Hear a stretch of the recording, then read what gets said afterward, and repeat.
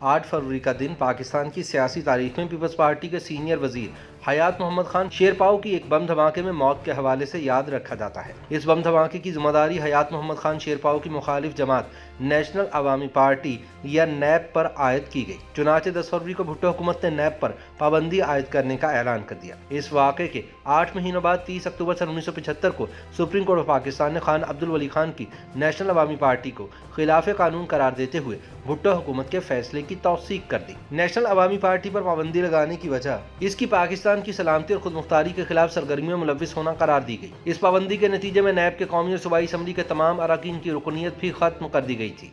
इस मामले पर सुप्रीम कोर्ट की कार्रवाई 16 जून से 17 सितंबर सन 1975 तक जारी रही। ये केस सुनने वाले सुप्रीम कोर्ट के बेंच में तब के chief justice Hamidur Rahman, justice Mohammad Yakub Ali, justice Anwarul Haq, justice Salahuddin, justice Mohammad गुल और जस्टिस मोहम्मद अफजल चीमा शामिल थे। इस केस में वकील इस्तगासा अटॉर्नी जनरल याहिया बख्तियार थे, जबकि वकील सफाई महमूद अली कसूरी थे। नेशनल अवामी पार्टी पर पाबंदी की कार्रवाई सूबा सरहद के सीनियर वजीर हयात मोहम्मद खान शेरपाव के 8 फरवरी सन 1975 को पिशावर यूनिवर्सिटी में एक बम धमाके में हलाकत के नतीजे में शुरू हुई थी।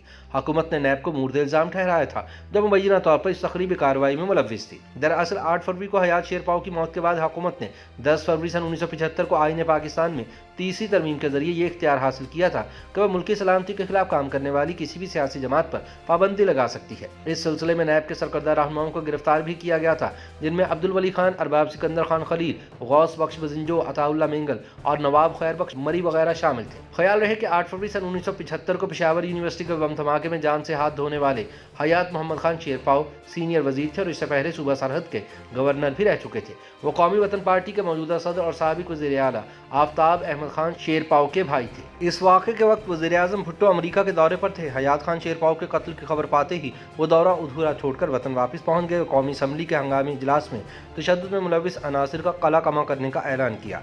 इस वाक़े के फ़ौरन बाद नेशनल अवामी पार्टी पर पाबंदी आयद कर दी गई थी। ताहम 5 जुलाई 1977 को जनरल ज़िया ने भुट्टो का तख्ता उलटने के बाद अदालत उज़्मा के फैसले को बालाए ताक रखते हुए इन तमाम सज़ा याफ्ता लीडरों को रिहा कर दिया था।